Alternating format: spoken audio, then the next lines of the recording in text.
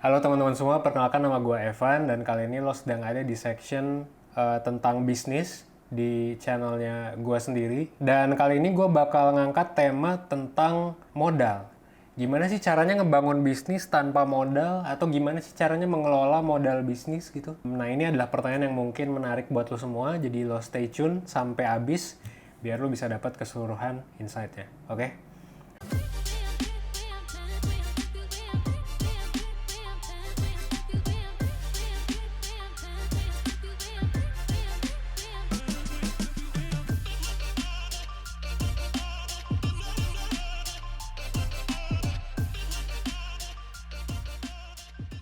Ngomong-ngomong tentang modal, sebenarnya selama pandemi itu kan ya bisa dibilang banyak bisnis yang going down lah ya. Pendapatannya berkurang drastis banget bahkan sampai bangkrut. Tapi di satu sisi lain juga sebenarnya gue ngelihat ada banyak juga sih orang yang gara-gara income-nya berkurang, misalnya dari kantor gitu di-cut atau gimana, akhirnya jadi bikin bisnis. Di satu sisi ada yang turun, di satu sisi ada yang naik gitu kan.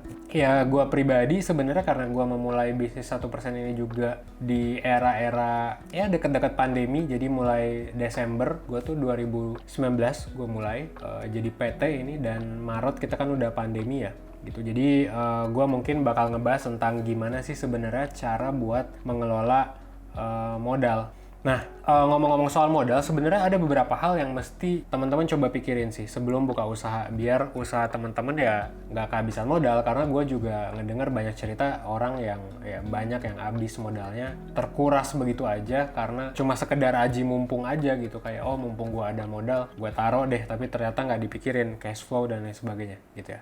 Jadi beginilah penjelasan tentang modal. Nah, yang pertama modal itu apa sih? Ya modal itu adalah sesuatu yang jadi bahan bakar yang bisa lu bakar ya gitu. Ya namanya bahan bakar ya untuk dibakar. Supaya apa? Supaya mesinnya jalan, supaya bisnisnya jalan gitu kan. Pokoknya modal itu sebenarnya adalah apapun yang menunjang bisnis lo. Nah, modal itu contrary to popular belief atau ya berlawanan dengan pendapatan banyak orang, modal itu sebenarnya bukan cuma uang, teman-teman. Jadi kayak kalau teman-teman mulai bisnis terus teman-teman ngabisin banyak waktu, itu juga termasuk modal gitu. Waktu termasuk modal, hak cipta itu juga modal, gedung teman-teman ya, wifi dan lain sebagainya, listrik itu juga modal gitu kan. Internet juga sekarang teman-teman bisa ngeliat YouTube gua kan modal juga. Mesin dan kendaraan juga modal gitu. Bahkan juga koneksi ke orang lain juga termasuk modal sih. Nah, kenapa sih waktu gue sebut sebagai modal ya? Karena lo pasti ngeluangin waktu kan, dan waktu lo kan pasti dibayar dengan uang gitu. Kayak kalau lo kerja di kantor, ya misal gaji lo UMR gitu ya, UMR Jakarta 4 juta, ya lo pasti kan per jamnya dibayar juga kan sama kantor. Nah itu juga mesti lo pertimbangkan sebagai modal karena lo punya waktu dan tenaga yang lo spend gitu. Kenapa koneksi juga bisa disebut sebagai modal ya? Karena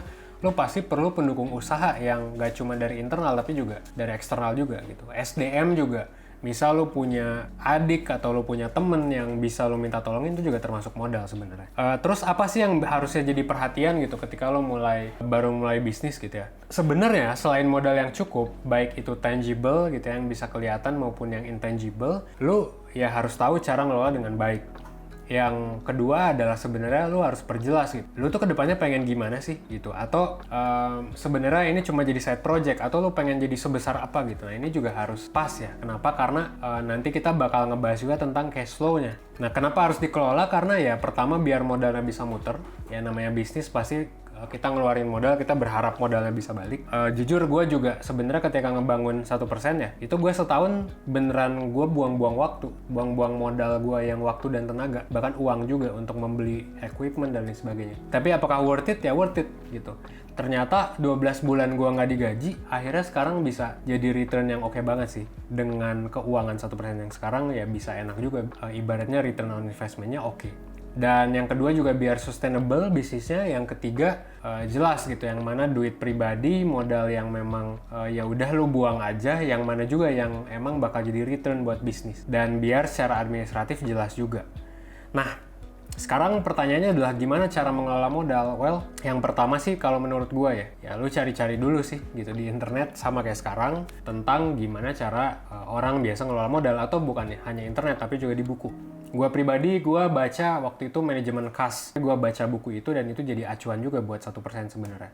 Sampai sekarang gitu. Dan lu juga bisa konsultasi juga sih sebenarnya sama yang lebih berpengalaman ya. Kayak ya misalnya bapak lu lah atau siapa yang sebenarnya udah sempet bikin bisnis dan udah tahu cara ngelola keuangan. Ya basically in a way ini juga kan konsultasi kayak nggak langsung kan ketika gua ngomong di sini gitu. Nah yang kedua, ketika ngelola modal lo pisahin gitu rekening bisnis sama pribadi biar nanti jelas gitu. Dan yang ketiga juga modalnya harus lo hitung. Jadi kayak misalnya lo ngabisin waktu berapa jam nih gitu dalam sebulan. Lo hitung itu aja sebagai cost. Lu hitung itu sebagai pengeluaran. Kenapa? Karena kan lu pengen bisnis ini nggak cuma lu capek doang kan gitu. Jadi kayak misalnya gue juga setahun ngitung, anggap aja gaji gue 5 juta gitu ya. Itu kan di atas UMR Jakarta, sedikit di atas. Gue anggap segitu per bulan gitu. Ketika gue kerja ngerjain bikin video buat 1%. Dan itu nanti gue akan hitung setelah setahun gue nggak digaji nih, nyampe nggak returnnya nanti di tahun depan gitu. Alhamdulillah sekarang sih nyampe ya. Jadi kayak jangan lupa dihitung si modal-modal itu gitu, pengeluarannya terutama cost-nya sih ya. Dan nanti lu juga mesti proyeksiin tuh ke depannya apakah akan balik atau enggak. Jangan sampai lu udah ngeluarin modal tapi ternyata nggak balik gitu. Jadi jangan lupa bukan hanya arus keluar, arus masuknya juga di monitoring gitu ya. Dan perencanaan juga sebenarnya kan bukan cuma keuangan ya. Jadi yang tadi gue bilang sebenarnya itu termasuk sebagai perencanaan keuangan. Tapi kan ada banyak juga perencanaan lain dalam bikin bisnis, contohnya SDM, produk, dan lain sebagainya. Nah, itu juga mesti lo pelajari sih. Gitu. Tapi ya financial adalah salah satu hal yang fundamental sih kalau menurut gue pribadi, yang nanti sebenarnya bakal bisa kelihatan sih bisnis lo ini apakah sustainable atau enggak. Atau lo cuma gagal juga pada akhirnya, karena bakal kelihatan sih. Kalau modalnya terus-menerus menurun gitu ya, cost-nya lebih besar daripada revenue ya, udah jelas lah bahwa bisnisnya nggak sustainable gitu. Kecuali ya lo memang startup yang bakar duit.